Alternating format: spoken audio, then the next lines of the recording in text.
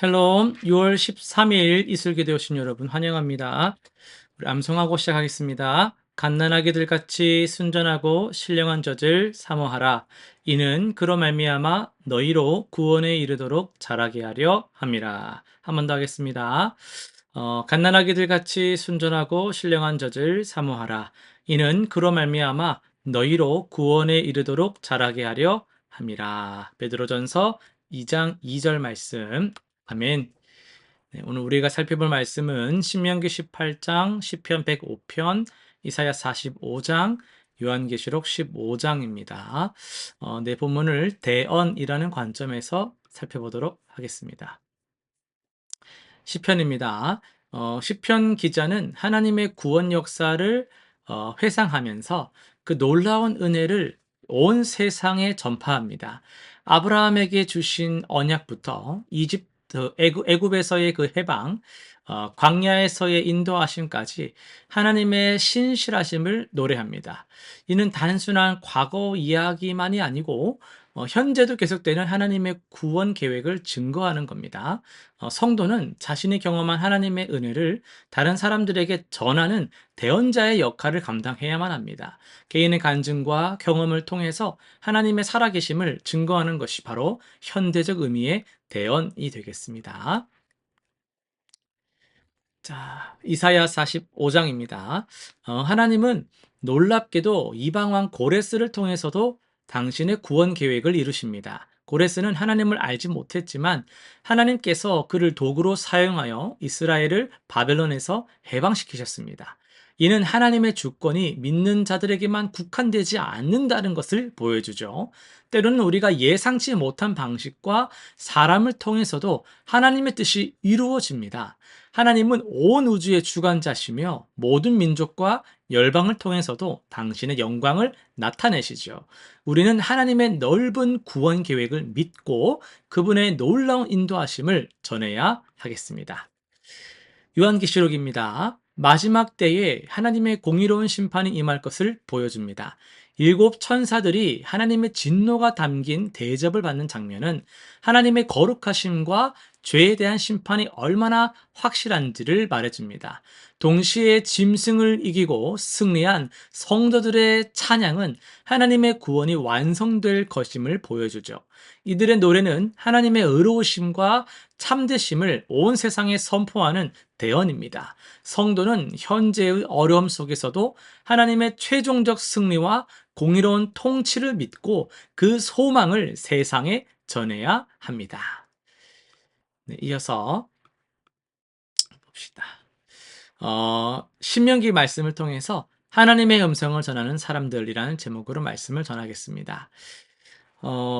여러분, 당신은 누구의 말을 가장 믿으세요? 라는 질문을 받는다면 어떻게 대답을 하시겠어요? 많은 분들이 뭐 부모님, 배우자, 뭐 오랜 친구, 뭐 이런 답을 하실 겁니다.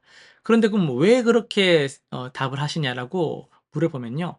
아마도 그들의 말이 항상 옳아서라기보다도 그들이 나를 진심으로 사랑한다는 것을 알기 때문 아니겠습니까? 하나님도 마찬가지거든요. 하나님께서 우리에게 말씀하신 근본적인 이유도 사랑이라는 것 때문입니다. 이 하나님과의 관계에서 사랑을 놓치면 안 되거든요. 하지만 거룩하신 하나님과 죄인인 우리 사이에는 큰 간격이 있습니다. 그래서 하나님께서는 놀라운 방법을 마련하셨는데, 하나님께서 특별히 선택하고 준비시킨 사람들을 통해서 하나님의 마음을 전하시는 겁니다. 오늘 우리가 살펴볼 신명기 18장은 이러한 하나님의 사랑스러운 소통 방식에 대해서 명확한 답을 주고 있습니다. 하나님께서는 당신의 백성들에게 확실한 소통 방법을 주셨는데 바로 선지자를 통한 대언이었습니다. 모세는 이스라엘 백성들에게 말합니다. 내 하나님 여호와께서 너희 가운데 내 형제 중에서 나와 같은 선지자 하나를 너희를 위하여 일으키시리니 너희는 그의 말을 들을지니라. 15절에 나오죠. 이 말씀에서 우리는 세 가지 중요한 진리를 발견할 수 있는데요. 첫째로 하나님은 침묵하지 않으시는 분입니다. 하나님께서는 당신의 백성들과 소통하기를 원하시며 그들이 방황하거나 혼란스러워하는 것을 그냥 지켜보지 않으십니다. 마치 사랑하는 부모가 자녀에게 끊임없이 말을 걸고 인도하는 것처럼 하나님도 우리에게 계속해서 말씀하십니다. 많은 사람들이 하나님이 정말 계시다면 왜 직접 말씀해 주시지 않느냐 이렇게 불평하지만요. 사실 하나님은 다양한 방법으로 우리에게 계속해서 말씀하고 계시는 분이십니다. 둘째는요, 하나님의 말씀은 특별한 사람들을 통해서 전달됩니다. 하나님께서는 내 형제 중에서 선지자를 세우신다고 하셨습니다. 이는 선지자가 백성들과 동일한 인간이지만 하나님께 특별히 선택받은 자임을 의미합니다. 18절에서 하나님은 내가 그의 입에 내 말을 두리니 라고 하셨습니다. 선지자 자신의 생각이나 철학이 아니라 하나님께서 직접 주신 말씀을 전하는 것입니다. 오늘날에도 하나님께서는 목사와 또 어떤 전도자, 그리고 모든 믿는 성도들을 통해서 당신의 말씀을 전하고 계시는 거죠. 셋째, 하나님의 말씀에는 반드시 순종해야 할 권위가 있습니다. 19절에서 누구든지 내 이름으로 전하는 그 말을 듣지 아니하는 자는 내게 책임을 질 것이요 라고 말씀하셨습니다. 이는 선지자를 통해 전해지는 말씀이 단순한 조언이나 선택할 수 있는 제안이 아니라 하나님의 명령이라는 것을 보여줍니다. 물론 우리는 거짓 선지자들을 조심해야 하지만 진정한 하나님 말씀 앞에서는 겸허히 순종해야 하는 것이죠. 그렇다면 이 시대에 하나님의 대언자는 누구일까요?